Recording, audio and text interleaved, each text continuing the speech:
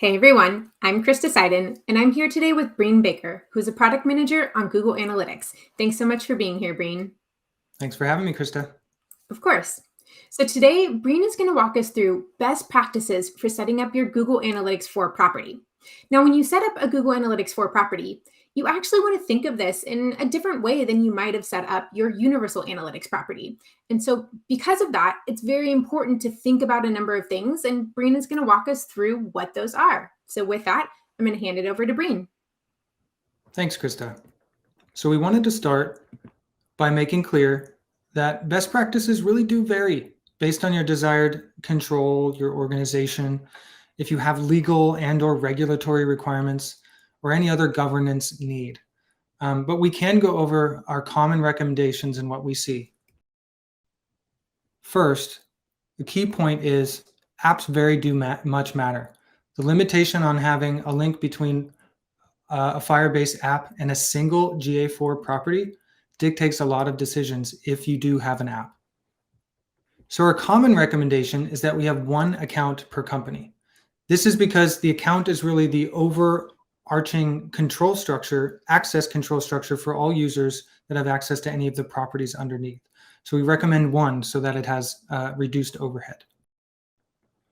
Second, we recommend one property per brand or business unit. So this would be truly a separate team, different brand, or business line within a broader company. And we do mean truly separate because sub-properties would be properties in general, but also sub-properties are created for specific teams to get access to specific sets of data. So if there is overlap, then we'd actually recommend combining that.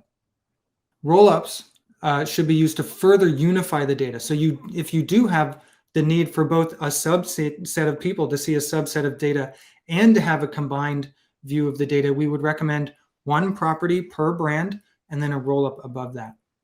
And then lastly, we don't recommend creating a sub-property necessarily for every organizational need. We recommend sub-properties for governance needs, where a team really is not allowed to see the data from the broader property or of another sub-property's subset.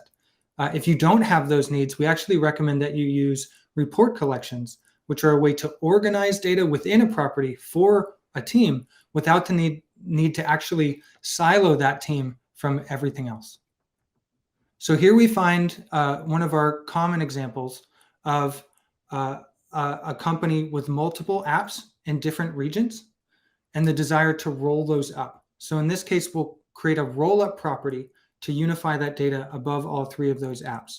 Now, the beautiful part of this is that a roll-up property is just like any other property and processes and unifies user identifiers if there is dual usage across multiple apps. So if you do have a multi-app company and you wish to bring the data together into a roll-up to see how users interact across those apps, you're going to get a deduplicated user view in that rollup, which is a really nice feature.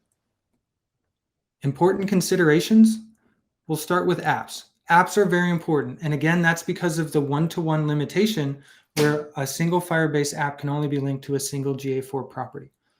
Because of that, if you have a brand with multiple apps, you're going to need multiple ordinary properties. And if you want to see that data above all of those apps, you'll need a rollup.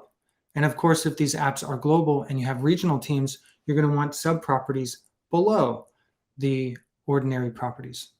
Governance requirements. These are also very key. Obviously, you have to follow through with legal and regulatory requirements. And if you have any need to share data with the team that is not allowed to see the other data, then without a feature like sub-properties, you would not be able to achieve that goal. So governance requirements are the second major consideration you'll want to think about when you're creating a property. Organizational structure. Obviously, again, if you have different teams focused on different business lines, business units, and they are competing, then you're going to want to separate that. That's a governance need. However, if you have teams that are not competing and just need to be focused, you're going to want to use report collections.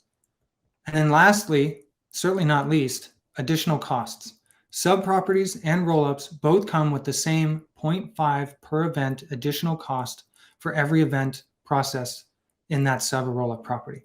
So with that additional cost, You're not going to want to create a sub and a rollup property for every different reporting need you have. For that, you'd want report collections. You're going to want to use subs and rollup properties when you're breaking out data for teams that need to be isolated or rolling up data into a parent company. Common patterns we tend to see are regional divisions. So a brand broken up by regions is a very common pattern we see, where the brand has a single collecting ordinary property and many sub-properties based on the regions and or countries they support. Another common pattern is a roll-up that covers multiple brands. This is especially common with our app clients, where they have multiple ordinary properties to service their multiple apps.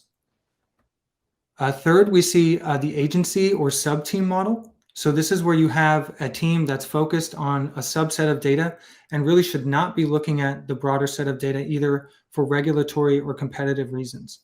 You will definitely want to use a sub-property for a use case like that, where you can isolate a subset of data collected by the broader ordinary property and not give access to the rest.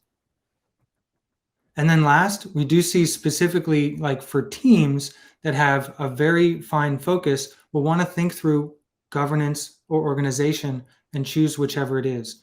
If we have governance needs, maybe it's a team that's looking across multiple brands and it's just not appropriate to have any other team view that kind of access, then we might need to use sub-properties and possibly roll-ups in conjunction to create an isolated set of data that combines data across brands for them. If I don't have those governance needs, though, then it works very easily just to create a set of report collections and point that team at that set of reports. Thanks so much, Breen, for walking us through those best practices for setting up your account structure in Google Analytics 4. A lot of really important things to think through as you go ahead and set this up, and a lot of great tips to help make your structures successful. So with that, I hope you can implement some of these really good best practices and successfully set up your Google Analytics 4 properties.